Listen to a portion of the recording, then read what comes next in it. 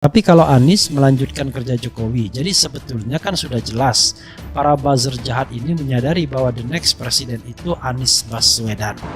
Ada beberapa hal yang perlu diketahui oleh publik. Yang pertama adalah menunjukkan kecerdasannya Anies. Yang kedua adalah Mas Anies baru pulang haji. Yang ketiga adalah menyampaikan sesuatu secara substansi yang semuanya terkait dengan perubahan. Dikemas dalam doa. Nah ini menunjukkan kecerdasan. Jadi tidak langsung menghantam begini, tidak langsung plak seperti biasa. Ini kawan, siapa yang bisa mendapatkan manfaat?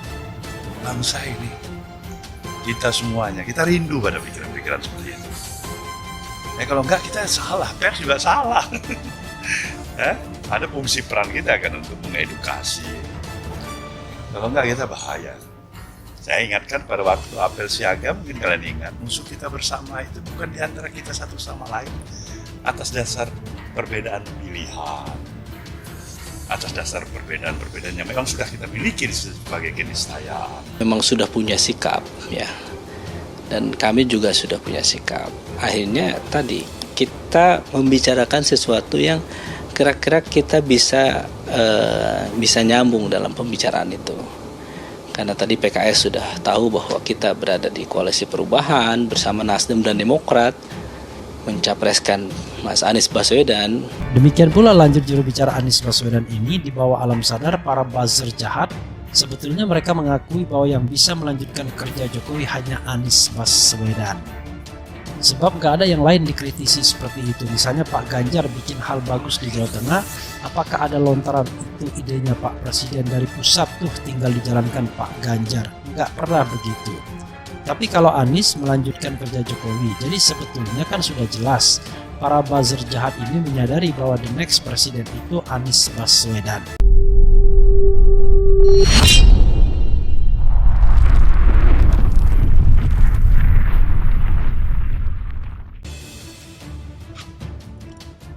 Jawaban Golkar saat ditanya kemungkinan dukung Anies atau gabung KPP. Sekretaris Jenderal Sekjen Partai Golkar Lodewijk F. Paulus enggan membocorkan arah pilihan Golkar terkait koalisi dan sikap untuk pemilihan Presiden Pilpres 2024. Namun Lodewijk bersikeras bahwa Golkar masih berada di dalam koalisi Indonesia Bersatu KIB bersama Partai Amanat Nasional PAN dan Partai Persatuan Pembangunan PPP.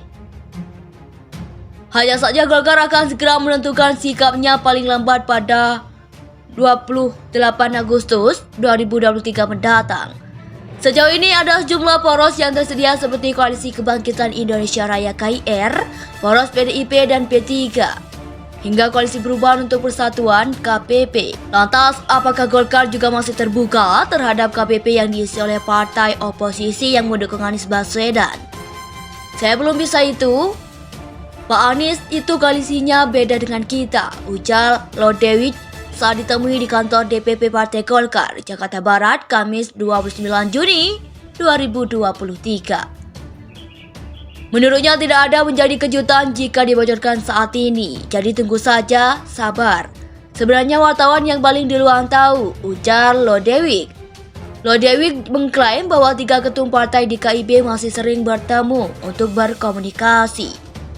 KIB diketahui terlihat mula pecah setelah P3 memutuskan untuk mendukung Ganjar Pranowo sebagai bakal calon presiden capres, sementara itu PAN sudah mulai condong mendukung Pranowo Subianto sebagai bakal capres 2024 meski belum ada pengumuman resmi. Lebih lanjut, Nurul menilai koalisi yang ada saat ini masih dinamis.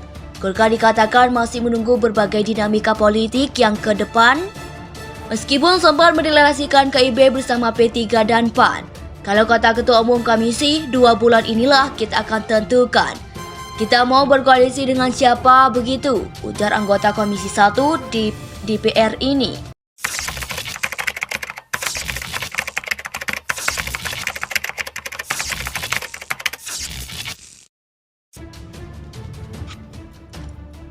Jawaban Golkar saat ditanya kemungkinan dukung Anies atau gabung KPP. Sekretaris Jenderal Sekjen Partai Golkar Lodewijk F. Paulus enggan membocorkan arah pilihan Golkar terkait koalisi dan sikap untuk pemilihan Presiden Pilpres 2024. Namun Lodewijk bersikeras bahwa Golkar masih berada di dalam koalisi Indonesia Bersatu KIB bersama Partai Amanat Nasional PAN dan Partai Persatuan Pembangunan PPP.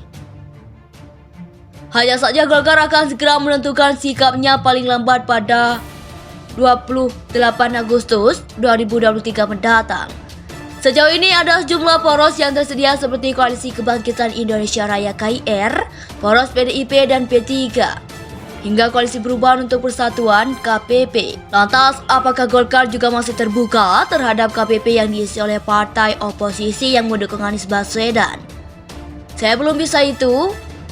Pak Anies itu koalisinya beda dengan kita, ujar Lodewijk saat ditemui di kantor DPP Partai Golkar, Jakarta Barat, Kamis 29 Juni 2023. Menurutnya tidak ada menjadi kejutan jika dibocorkan saat ini, jadi tunggu saja, sabar. Sebenarnya wartawan yang paling duluan tahu, ujar Lodewijk. Lodewijk mengklaim bahwa 3 ketum partai di KIB masih sering bertemu untuk berkomunikasi. KIB diketahui terlihat mula pecah setelah P3 memutuskan untuk mendukung Ganjar Pranowo sebagai bakal calon presiden capres, sementara itu PAN sudah mulai condong mendukung Pranowo Subianto sebagai bakal capres 2024 meski belum ada pengumuman resmi. Lebih lanjut, Nurul menilai koalisi yang ada saat ini masih dinamis. Golkar dikatakan masih menunggu berbagai dinamika politik yang ke depan. Meskipun sempat mendeklarasikan KIB bersama P3 dan PAN, kalau kata Ketua Umum kami sih, 2 bulan inilah kita akan tentukan. Kita mau berkoalisi dengan siapa begitu, ujar anggota Komisi 1 di DPR ini.